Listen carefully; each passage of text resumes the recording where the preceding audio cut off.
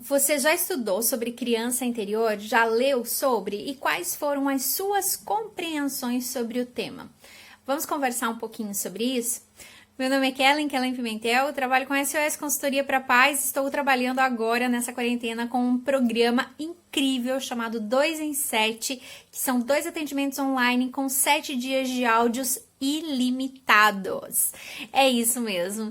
Quem já fez trabalho de áudio comigo sabe exatamente de qual entrega eu estou falando. Se trata de uma mentoria guiada, aonde eu trabalho com riqueza aquele comportamento em específico da sua criança, alinhado ao seu temperamento. Por que não está dando certo? Por que está dando certo? Ou então em compreensões em relação a seria essa ferramenta ideal dentro do seu objetivo naquela determinada situação?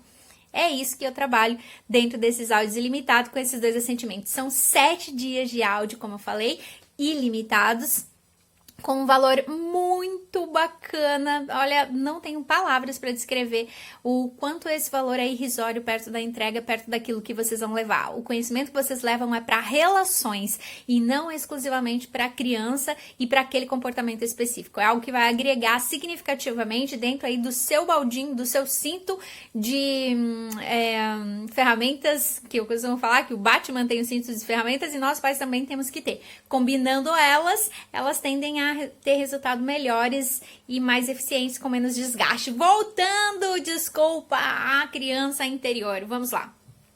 Sobre a criança interior, eu tenho para dizer para vocês, quanto mais eu estudo, mais eu me encanto, mais eu me conheço e mais eu consigo identificar pontos em mim que foram importantes na minha educação, na educação que eu dei para o meu filho, que hoje tem 24 anos, e também na minha educação.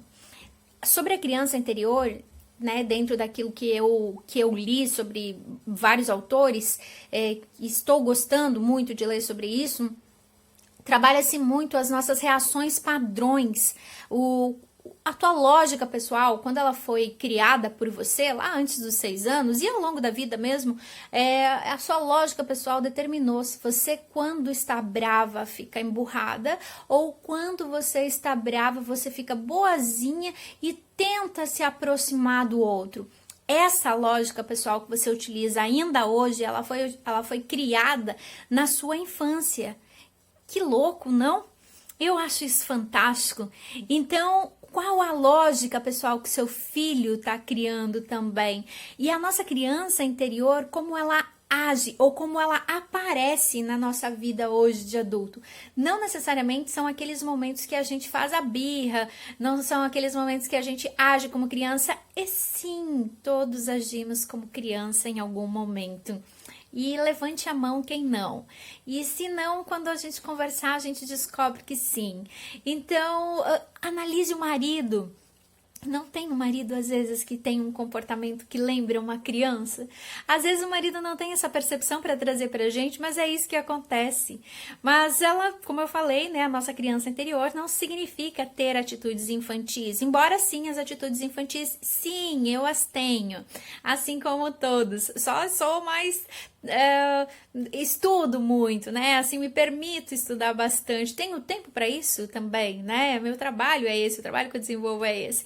Vamos lá. Eu até anotei sobre essas questões da criança interior e aonde eu identifiquei que eu atuava honrando essa criança na educação e na mediação com o meu filho. Quando eu dava bronca do meu filho, pensava eu que a minha mãe jamais aceitaria um comportamento daquele em mim. Então, se a minha mãe não aceitaria um olhar daquela forma, né, um tom de voz daquela forma, uma resposta daquele jeito, como que eu iria permitir aquilo na minha casa, se eu não fui educada assim, se eu não fui criada assim, se eu não pude corresponder ou responder desta forma, como eu deixaria meu filho? Quando eu exijo organização no quarto, por exemplo, do meu filho, eu lembrava do como o meu pai exigia o ambiente organizado.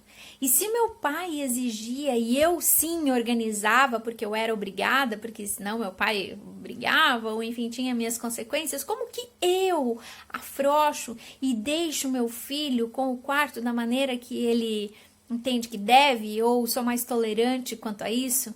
Qual é essa característica da organização, o que ela fez comigo, se ela fez, caso eu a tivesse? É só para fazer uma analogia? Vocês entendem? Quando eu mandava o meu filho engolir o choro, quantas vezes eu não pude chorar? Então, se for analisar, eu estava agindo por vingança? Seria isso? No livro da Disciplina Positiva, traz os comportamentos inadequados, comportamentos indevidos. E quando a criança está criando a lógica interior dela, a lógica pessoal dela, ela está decidindo se ela vai se ela vai vingar, se ela vai aceitar, se ela vai ser vingativa, desculpa, se ela vai aceitar, se ela vai ser tolerante com aquilo, e isso vai se acomodando ao longo da vida dela. Então, quando meu filho agia da maneira que agia, e eu trazia de mim essas informações e aflorava em mim uma fúria, quem estava falando? Seria eu mesmo? Será que não estava neste momento honrando a lógica interior da minha criança? Isso me fez pensar demais. Hoje meu filho tem 24, né? Como vocês já sabem. Então eu me lembrei de inúmeros momentos e a sorte, né? Ou não sei se essa seria a palavra certa, é que eu não me paraliso pela culpa que carrego. Como a maioria sabe, dos que me seguem, eu passei a utilizar as práticas respeitosas quando meu filho tinha mais de 16, né? A partir de 16 anos. Então, até ali, eu era, sim, uma mãe rigorosa. E cometi os erros típicos, né? E colho a consequência deles. E meu filho também. Temos uma relação muito boa, mas a gente se trabalha bastante. E ainda bem que tem, né, essa luz dessas práticas para me auxiliar e também auxiliar ele. Mas seguimos. Dentro disso que eu trouxe, o que aflora em você quando você se manifesta com seu filho de maneira inadequada? O que te paralisa quando você deve ser mais firme? E aí você se recorda de um adulto reclamando contigo, brigando contigo, do quanto você se encolhia quando isso acontecia e o quanto isso fez mal para você, e aí você não quer que isso aconteça com seu filho. Outra coisa que ocorre, que para trazer reflexão, trazer compreensão, percebe que um determinado comportamento do seu filho não aflora tanto os seus instintos quanto do seu marido, ou então ao contrário. E por que isso acontece?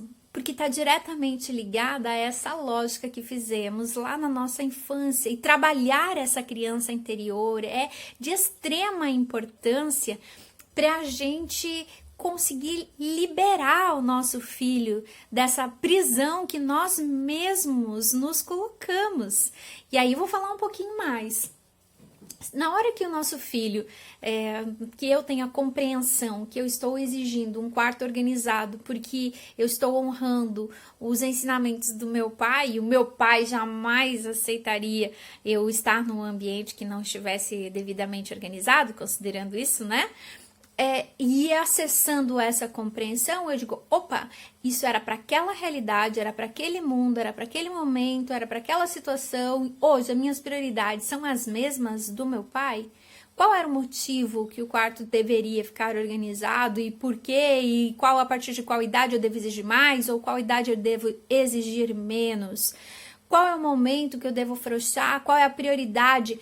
Que chegou num determinado momento com o meu filho que a prioridade era eu estar bem com ele e não eu comprar mais uma briga por conta do quarto. Então eu queria que o quarto ficasse do jeito que pudesse, porque eu estava precisando me reconectar com meu filho, que tinha 20, 21, 22 anos.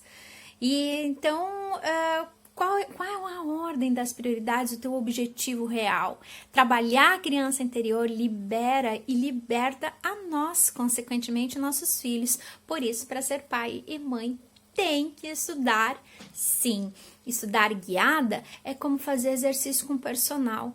É você saber e ter acesso a todos os exercícios que fazem bem para o seu corpo, mas você ter disponível alguém do seu lado te motivando, dizendo que tá bom, que não tá bom, que daquela maneira vai ter uma lesão aqui, que daquela outra maneira pode machucar uma musculatura. Então, se você tem esta condição de fazer essa mudança, porque estamos vivendo nessa transição de educação, de modelo de educação, que é uma educação mais consciente, ter alguém, ótimo, faça uso disso. Do contrário, se você não puder, não tem problema. Utilize-se da internet, que tem aos montes e é maravilhoso, mas não pare, ok? Espero que esse vídeo tenha feito sentido para você, tanto sentido quanto fez para mim quando acessei essas descobertas, abri essas portas. Quando faço os atendimentos individualizados, as mães elas têm dificuldade de identificar qual parte delas está falando quando tem esses momentos, quando tem esses rompantes. Mapear os gatilhos é muito difícil, né? Então, seguimos juntas. Espero que você compartilhe, copie o link, envie para que você acha que deve. E vamos, não deixa essa informação ficar aqui, divide ela com outras pessoas, seja em discussões, seja em grupos, quer citar o meu Instagram, ótimo, não quer, não tem problema, tem outras tantas pessoas que trabalham também e falam da criança interior, e mesmo você pode passar a fazer, ok? Então, seguimos juntas, não esquece, certo? Ali na bio você acessa o programa 2 em 7.